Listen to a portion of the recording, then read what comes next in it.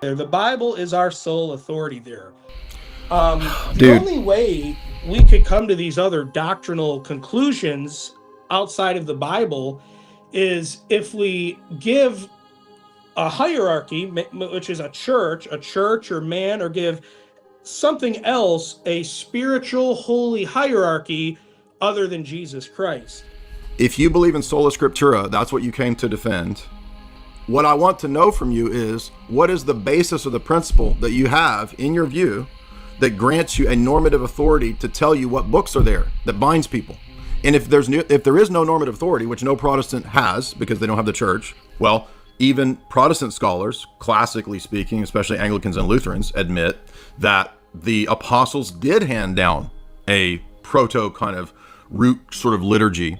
And so when they went to different sees that they set up, that would become sees, I should say, when they went to different cities in the empire and they set up these churches, we could look at what Paul says to Timothy as a model for how this went on, where Paul says, okay, I taught you guys for 3 years. You heard me. I've written you these 2 letters. By the way, we don't know what gospel text Timothy had. Maybe he had one. Maybe he didn't have any. So he may have only had the oral preaching that Paul had, plus his copy of the Septuagint, the Greek Old Testament, right? So that's, as far as we know, that's all we know that Timothy had, because there was no collected canon. Do you understand that the churches that are being set up had very limited access to texts? Then the faith delivered to the saints cannot be solely the 66 books of the New Testament. It's a oral tradition plus whatever books any respective church happened to have. So then what happens is, if you look at, let's go a century ahead of this, or maybe 180 years after this time, we can go read Irenaeus, right? Now, Irenaeus is a window into how the church operated in 180 AD. Okay, so Irenaeus says that when we're going to pick out the apostolic Catholic churches as opposed to the Gnostic sects, the heretical groups, and he had just given in the first 2 books of Against Heresies hundreds of pages of lists of all the crazy Gnostic sects that already existed by 180 AD. He says that we know the true churches because the true churches have the apostolic traditions and they have the apostolic succession. And so they're going to have, he says, as examples, the apostolic liturgy and the celebration of the Eucharistic service. He says none of the Gnostic sects are going to have either of those elements. And so those become key identifiers of the true churches, the true Catholic churches in the empire, as opposed to the false churches. And Irenaeus is not unique in that regard, because the same arguments are made in other apologists around that time, such as Justin Martyr, such as Cyprian, such as Ambrose. So even in that first 3 centuries period prior to Nicaea, these questions are kind of being raised that themselves show that Nicaea didn't invent apostolic succession. Nicaea didn't come up with these pagan ideas.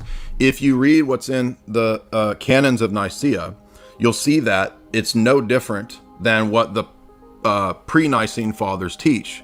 They teach baptismal regeneration. They teach the Eucharist. They teach the sacrifice of the Eucharist. They teach tradition. In fact, it was either the Council of Gangra or the Council of Ancyra prior to Nicaea had already said that apostolic tradition is a necessary component of the church. Now, these are just historic attestations. I'm not saying that they're true because these people in history said them.